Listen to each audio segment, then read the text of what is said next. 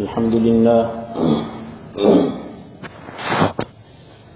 لله نحمده ونستعينه ونستغفره ونؤمن به ونتوكل عليه ونعوذ بالله من شرور أنفسنا ومن سيئات أعمالنا من يهده الله فلا مضل له ومن يضلله فلا هادي له ونشهد أن لا إله إلا الله وحده لا شريك له ونشهد أن سيدنا ومولانا محمدا عبده ورسوله أما بعد أعوذ بالله من الشيطان الرجيم بسم الله الرحمن الرحيم يا أيها الناس اتقوا ربكم إن زلزلة الساعة شيء عظيم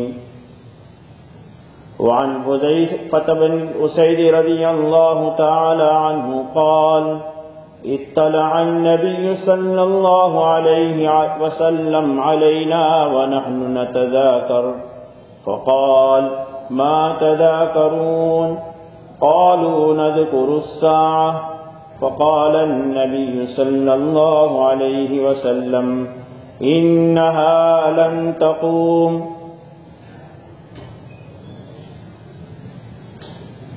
حتى ترون قبلها 10 آيات فذكر الدخان والدجال ونزول عيسى إلى آخر الحديث أو كما قال النبي صلى الله عليه وسلم اللهم صل على محمد النبي الأمي وعلى آله وسلم تسليما. میرے عزیز اور بزرگوں، آپ علیہ الصلوۃ والسلام نے ایک حدیث شریف میں ارشاد فرمایا، قیامت سے پہلے کی 6 اہم نشانیاں، 6 نشانیاں، اس میں سے آپ نے ایک فرمایا میری وفات ہے.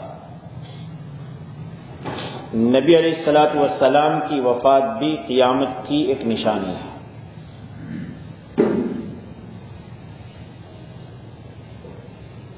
ایک موقع پر آپ علیہ الصلوۃ والسلام نے فتنوں کا تذکرہ کرتے ہوئے ارشاد فرمایا، ایسے فتنے کھڑے ہوں گے کہ سونے والا جو سو چکا ہوگا وہ لیٹنے والے کے مقابلے میں بہتر ہے، اور جو لیٹا ہوا ہوگا ابھی آنکھ نہیں لگی ہے لیکن لیٹا ہے وہ بیٹھنے والے کے مقابلے میں بہتر ہے، اور جو بیٹھا ہے وہ کھڑے شخص کے مقابلے میں بہتر ہے، جو کھڑا ہے وہ چلنے والے کے مقابلے میں بہتر ہے، جو چلنے والا ہوگا وہ سوار کے مقابلے میں بہتر ہے، جو سوار ہوگا وہ دوڑنے والی سواری پر سوار کے مقابلے میں بہتر ہے. صحابی رسول نے فوراً عرض کیا، یا رسول اللہ یہ کب ہوگا؟ آپ علیہ السلام نے فرمایا یہ حرج کے زمانے میں ہوگا. عرض کیا یا رسول اللہ حرج کا زمانہ کیا ہوگا؟ آپ علیہ السلام نے ارشاد فرمایا جب ایک آدمی اپنے ساتھ بیٹھنے والے سے بھی مطمئن نہ رہے تو پتہ نہیں میرے پاس بیٹھا ہے اور میرے پاس بیٹھ کر کے کس طرح مجھے دھوکہ دے، میری بات ادھر سے ادھر کر دے. وہ زمانہ ہوگا کہ جس میں سونے والا شخص اچھا ہے اس سے کہ ایک آدمی اپنے بستر پر ابھی آنکھ کھولے ہوئے پڑا ہے، اس کے مقابلے میں وہ سویا ہوا بہتر ہے. غرض آپ علیہ السلام نے یہ سونے والا، لیٹنے والا، بیٹھنے والا، وہ کھڑا رہنے والا، یہ مثال دے کر یہ سمجھایا کہ ہر وہ شخص جو کسی حرکت کرنے کے لیے قریب ہوگا اس کے مقابلے میں حرکت سے دور رہنے والا زیادہ اچھا ہے. صحابی نے عرض کیا یا رسول اللہ اگر میں اس زمانے کو پاؤں تو میں کیا کروں؟ آپ علیہ السلام نے فرمایا ادخل دارک، پہلی بات آپ نے یہ فرمائی اس سے پہلے، اپنی ذات کو اور اپنے ہاتھ کو تو روک رکھ۔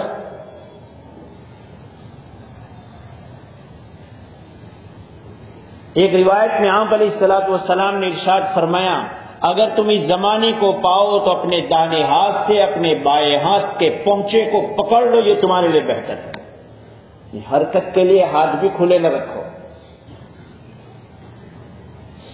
کس قدر اللہ کے رسول علیہ الصلوۃ والسلام کو ان فتنوں میں امت کے ایمان کے بچانے کا فکر ہوگا کہ آپ علیہ الصلوۃ والسلام ایسی باتوں کی طرف رہبری فرما رہے ہیں۔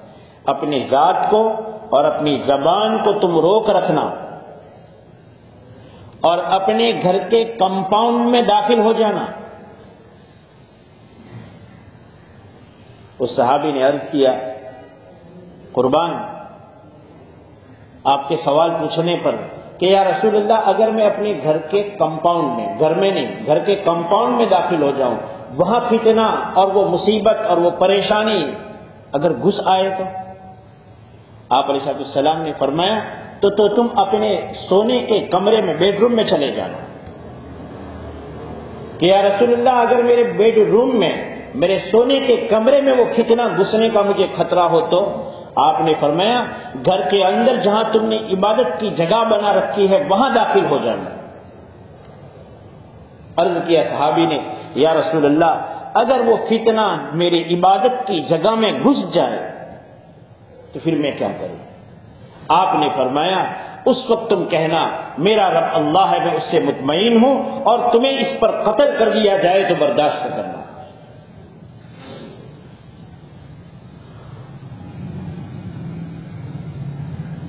نبی علیہ الصلوۃ والسلام نے ہم سب کو جو متنبہ فرمایا،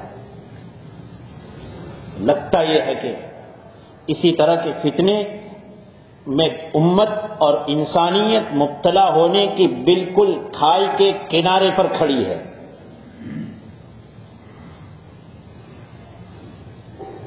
رسول اللہ صلی اللہ علیہ وسلم کی نصیحت ہمیں یاد رکھنی چاہیے، اپنی ذات کو اور اپنے ہاتھ پیر کو، اور یہ کہہ کر کہ آپ علیہ الصلوۃ والسلام نے ہمیں پوری اپنی ذات کو مراد لیا ہے کہ پہلے عمومیت کے ساتھ اکفف نفسک، اپنے آپ کو بچائے رکھنا تم،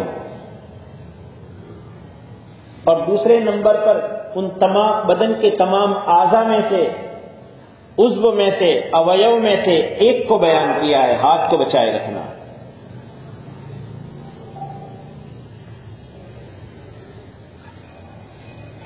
اس زمانے میں طرح طرح کے فتنے اٹھ رہے ہیں۔ آپ علیہ الصلوۃ والسلام نے فرمایا، مسلم شریف کی روایت ہے کہ ایسے فتنوں سے پہلے نیک اعمال کو کرنے میں جلدی کرو کہ وہ فتنے رات کی اندھیریوں کی طرح ظاہر ہوں گے۔ شام کو آدمی سویا ہوگا، شام کو آدمی گھر پہنچا ہوگا، وہ مومن ہوگا، صبح میں وہ کافر ہوگا۔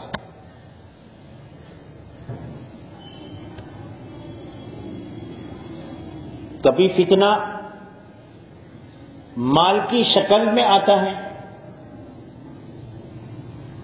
آپ علیہ الصلوۃ والسلام نے فرمایا لکل امت فتنہ، ہر امت کے لیے دین سے بچلنے کا کوئی نہ کوئی، دین سے پھسل جانے کا کوئی نہ کوئی سامان رہا ہے، اور میری امت کے لیے گمراہی میں ڈالنے کا سبب مال ہے۔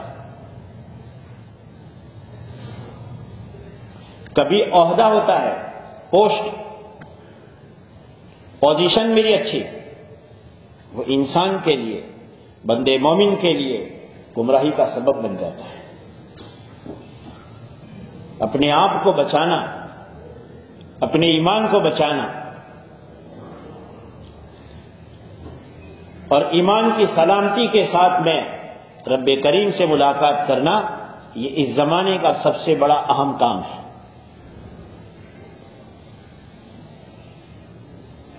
ایمان اگر سلامت رہا، اعمال کی کسی درجے میں کوتاہی رہی، حقوق اللہ کی قبیل سے جو اعمال ہیں اس میں کسی درجے میں اگر کوئی کمی رہ گئی، اللہ تبارک و تعالی ستاری کا معاملہ دنیا میں فرماتے ہیں روایت سے پتہ چلتا ہے بعض بندے وہ ہوں گے جن پر اللہ پردہ ڈالنے کا معاملہ آخرت کے میدان میں بھی کریں گے.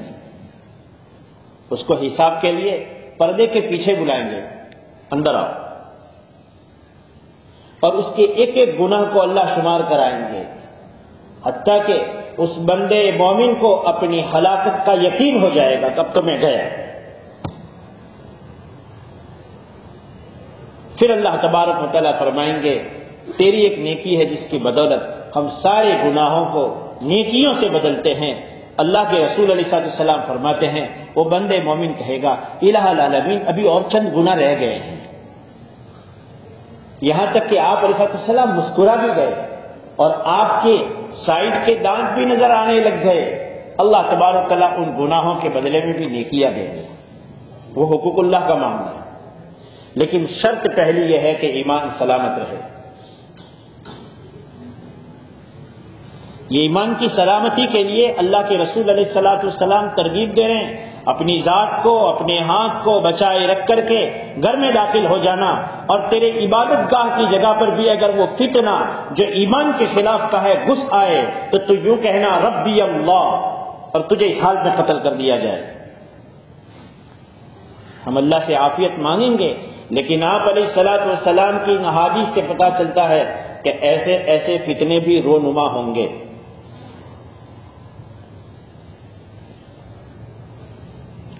آپ نے یہ بھی فرمایا ویل للعرب من شر قد اقترب، عرب کے لیے ہلاکت ہے ایک ایسی مصیبت کی وجہ سے، جو ایک ایسے شر کی وجہ سے جو ان سے قریب آتا جا رہا ہے.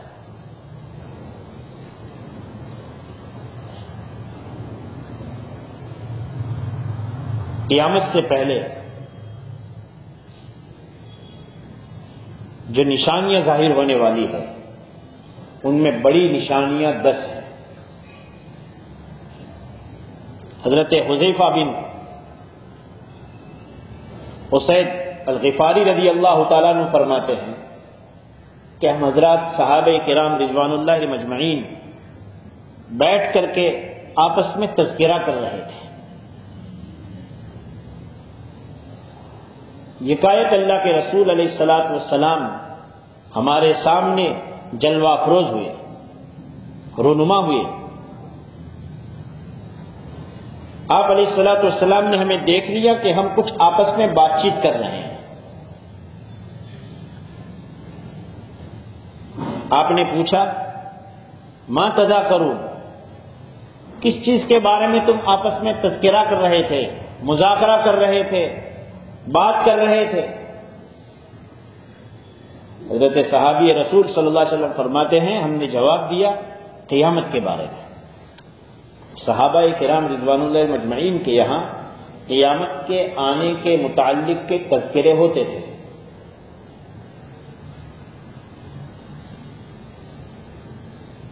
کیونکہ قیامت کا مطلب یہ ہے کہ پوری انسانیت کو مر مٹا کر ختم کر کے،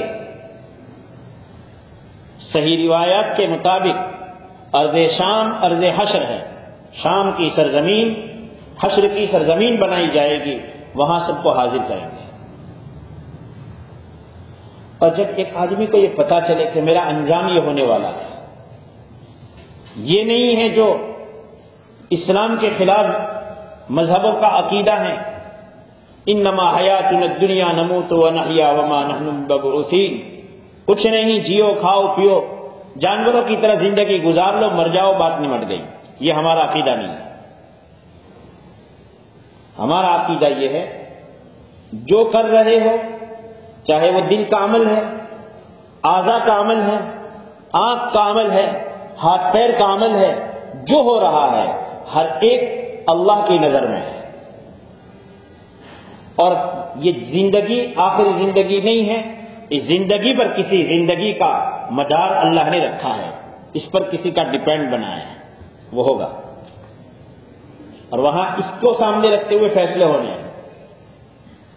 جب ایک آدمی کو یہ عقیدہ ہوتا ہے اور اس کا تذکرہ کرتا ہے تو معصیت سے رکنے کا ذریعہ بنتا ہے، گناہوں سے بچنے کا ذریعہ ہوتا ہے، نیکیوں پر آنے کا بہانہ بنتا ہے. اور ہر آدمی کی اپنی ایک الگ قیامت ہے. جو مرا اس کی قیامت ہو گئی، اب وہ آئے گا نہیں. اس لیے اللہ کے رسول علیہ الصلوۃ والسلام نے احادیث میں اس کی ترغیب دی کہ موت کو اور موت کے بعد ہڈیوں کے بوسیدہ ہو جانے کے تذکرے کو کرو. یہ تذکرے کیا کرو.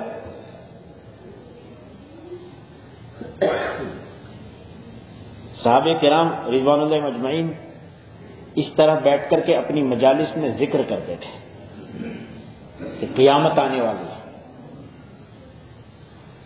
آپ علیہ الصلوۃ والسلام نے فرمایا انہا لن تقوم حتی ترون قبلها 10 آیات، قیامت تم ہرگز نہیں دیکھ پاؤ گے یہاں تک کہ اس سے پہلے 10 نشانیاں تم اپنی آنکھوں سے دیکھ نہ لو. ان کو کہا جاتا ہے قیامت کی بڑی 10 علامتیں، 10 نشانیاں. اس کے علاوہ چھوٹی چھوٹی نشانیاں ہیں جو مختلف روایات میں بیان کی گئی ہے، لیکن بڑی نشانیاں 10 ہیں.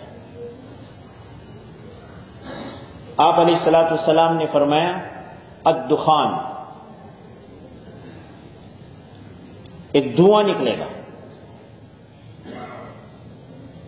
حضرت حذیفہ رضی اللہ تعالیٰ عنہ فرماتے ہیں یہ دھواں نکلے گا 40 دن تک باقی رہے گا. اس دھوئیں کا اثر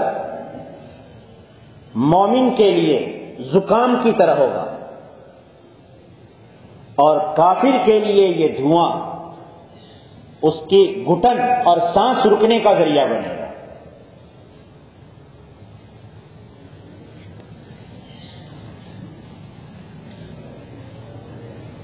کب ہوگا وہ اللہ ہی بہتر جانتے ہیں.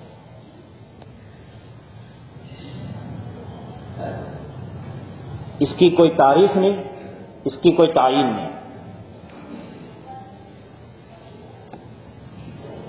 لیکن ہوگا. ان 10 نشانیوں میں کون سی نشانی پہلی ہوگی، کون سی نمبر 2 پر ہوگی، کون سی آخری ہوگی، حضرات محدثین نے اس کے متعلق تفصیل الگ الگ رکھی ہے. لیکن صحیح بات یہ ہے کہ وہ اللہ کے حوالے ہیں کہ کون پہلے کون پیچھے.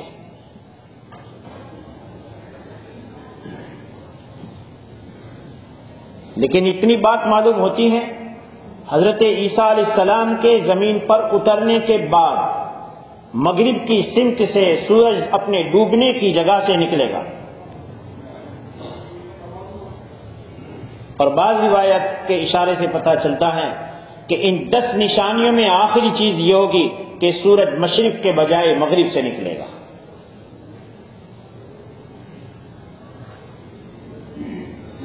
دجال نکلے گا، اور دجال یہ جو ہے یہ اس کی صفت ہے.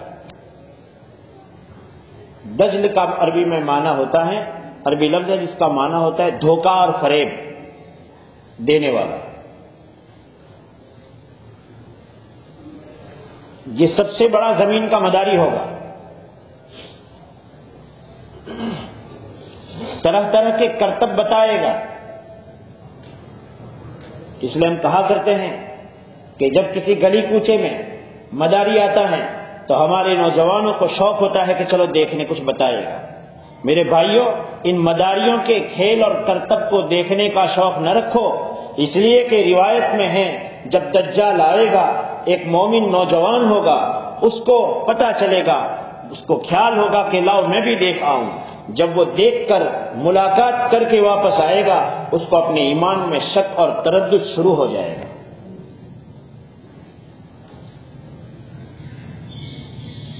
اللہ کی طرف سے اس کو 40 دن کی ڈھیل دی جائے گی. یہ کسی مشینری کا نام نہیں ہے،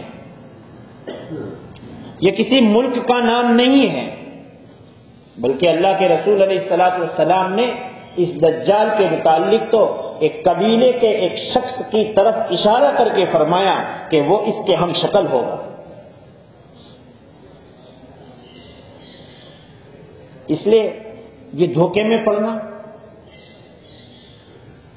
یہ غلط بات ہے، بلکہ دجال ایک جاندار ہوگا۔ 40 دن کی اس کو اللہ تبارک و تعالیٰ مہلت دیں گے۔ آپ علیہ السلام نے فرمایا اس کے 40 دنوں میں پہلا دن 1 سال کے برابر ہوگا، دوسرا 1 مہینے کے برابر، تیسرا ایک ہفتے کے برابر، بقیہ اس کے دن عام دنوں کی طرح ہوں گے۔ صحابہ نے فوراً پوچھا یا رسول اللہ، وہ جب پہلا، دوسرا اور تیسرا عام دنوں سے لمبا، 1 سال، 1 مہینہ، ہفتہ، ہم نماز کیسے پڑھیں؟ ان کو فکر ہی اس کا تھا کہ اللہ کے احکام کی بجاوری کیسے؟ آپ علیہ السلام نے فرمایا اقدر قدر، حساب کر لینا۔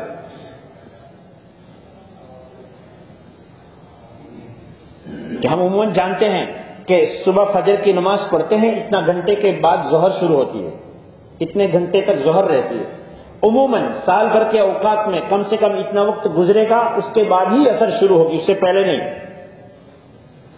اتنا وقت گزرنے کے بعد مغرب، اتنا وقت گزرنے کے بعد عشاء، اتنا وقت گزرنے کے بعد فجر۔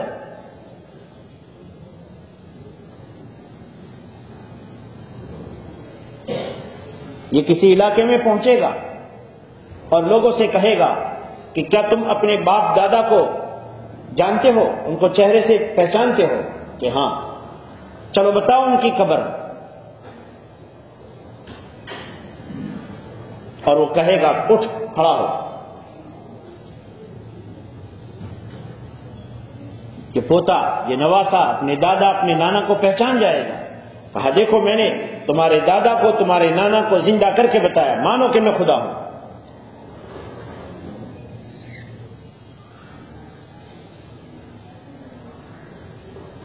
آپ علیہ السلام نے فرمایا ایک نوجوان کو بلائے گا،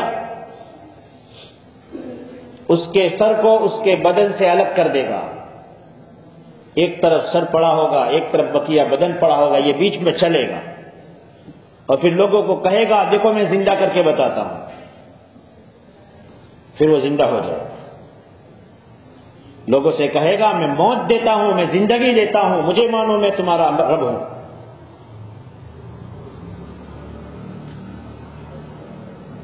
حالات بہت نازک ہوں گے، حالات بہت نازک ہوں گے۔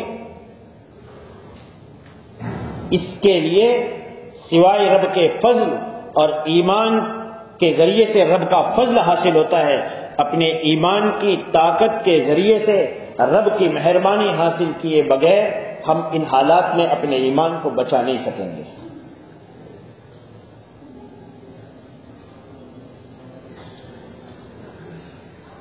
آپ علیہ السلام نے یہ بھی فرمایا کہ وہ کانا ہوگا، تمہارا رب کانا نہیں ہے۔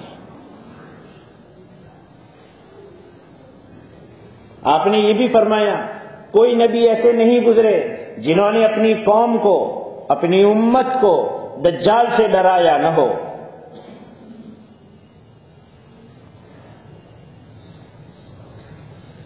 یہ صحیح روایات سے اس کا ثبوت ہے۔ اس کو ماننے والے ہوں گے، وہاں پر بھرپور بارش برسے گی، خوب پیداوار ہوگی، پڑوس میں ایک مومن کا گھر، ایک کھیت ہوگا، سوکھا پڑا ہوگا۔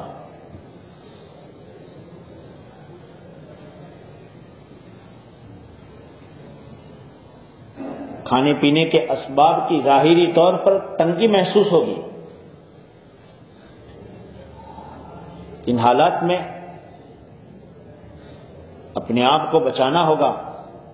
ہم اللہ سے اپنے لیے اور اپنی نسلوں کے لیے ان برے دنوں کے دیکھنے سے پناہ مانگیں گے۔ روایت میں اللہ کے رسول علیہ السلام بہت مرتبہ یہ دعا فرمایا کرتے تھے، اللہم انا نعوذ بک من فتنة المحیا والممات ونعوذ بک من فتنة المسیح الدجال۔ اے اللہ ہم آپ سے زندگی اور موت کے فتنے سے پناہ طلب کرتے ہیں اور دجال کے فتنے سے پناہ طلب کرتے ہیں۔ آپ علیہ السلام یہ بھی فرما رہے ہیں، علامات بیان کر رہے ہیں، یہ فرما رہے ہیں کہ ہر نبی نے اپنی امت کو اس سے ڈرایا ہے، اور آپ علیہ السلام دعاؤں میں اس کا اہتمام کرتے ہیں۔ یہ سب ہماری تعلیم کے لیے ہیں کہ یہ ہے خطرناک شر غائب ینتظر، ایک ایسا شر جو ابھی پوشیدہ ہے، جس کا امت انتظار کر رہی ہے، وہ اس سے بڑا کوئی فتنہ اس زمین پر، زمین کے بننے سے لے کر ختم ہونے تک کوئی آنے والا نہیں۔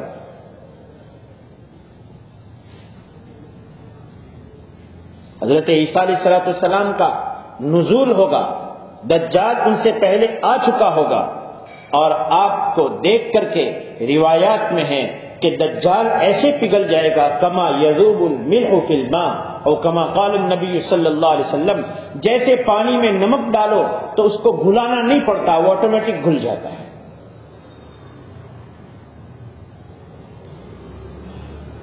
اس کو اللہ اتنی ڈھیل دیں گے، اتنی مہلت دیں گے، اس مہلت میں سوائے حرمین شریفین کے پوری دنیا کا ایک گشت لگا دے گا۔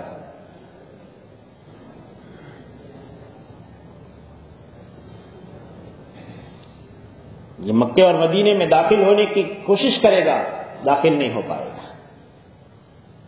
مدینہ میں زلزلہ آئے گا، اور مدینہ کے اندر جو صحیح معنی میں مومن نہیں ہوں گے وہ باہر نکلیں گے اور وہ دجال کا شکار ہوں گے، لیکن وہ مدینہ میں آ نہیں سکے گا۔ مدینہ اپنے اندر کے نفاق کو ایسے ہی باہر پھینکے گا جیسے کہ لوہے کی بھٹی لوہے کے میل کچیل کو باہر کر دیتی ہے۔ کما ينفی القیر خبث الحدید، لوہار کی بھٹی جب جلتی ہے تو لوہے پر کا زنگ اتر جاتا ہے۔ مدینہ میں وہ زلزلہ آئے گا جس کی وجہ سے مدینہ میں موجود جو منافقین قسم کے لوگ ہوں گے وہ باہر چلے جائیں گے اور دجال کا شکار ہوں گے۔ یہ حالات ہیں جو آنے یقینی ہے، اس کا تذکرہ لازم ہے، کیونکہ آپ علیہ السلام نے اپنے صحابہ کو بہتیرے مرتبہ اس سے متنبہ فرمایا ہے۔ پھر آپ علیہ السلام نے فرمایا 3 زلزلے ہوں گے۔ زلزلے دنیا میں آتے ہی رہتے ہیں، زمین میں دھسانا ہوتا ہی رہتا ہے، کہیں 26 جنوری پر ہو جائے، کہیں کوئی اور موقع پر، یہ تو ہوتا ہی رہا ہے۔ لیکن یہ بہت بڑے زلزلے ہوں گے اور بہت بڑی انسانیت ان کی وجہ سے زمین میں دھسائی جائے گی۔ خسف بالمشرق وخسف بالمغرب وخسف بجزیرۃ العرب، ایک بڑا زلزلہ ہوگا جس میں انسانیت کو دھسایا جائے گا، وہ پورب میں ہوگا، ایک پشچم میں ہوگا اور ایک جزیرۃ العرب میں ہوگا۔ اللہ کے رسول علیہ السلام نے یہ تفاصیل اور وضاحت کے ساتھ ان چیزوں کو بیان کیا ہے، امت کو آنے والے حالات کے لیے تیار کرنے کے لیے۔ یہ نہیں سمجھنا چاہیے کہ ہم مومن ہیں اور پھر یہ حالات کیوں؟ ام حسبتم ان تدخلوا الجنۃ ولما یأتکم مثل الذین خلوا من قبلکم، کیا یہ سمجھ رکھا ہے تم نے کہ ہم نے تو اللہ کو مان لیا ہے تو آٹومیٹک جنت کا دروازہ اوپن ہو جائے گا؟ تم سے پہلے جو لوگ گزرے ہیں، جن حالات سے دوچار ہوئے ہیں، اس طرح کے حالات تمہارے پاس نہیں آئے۔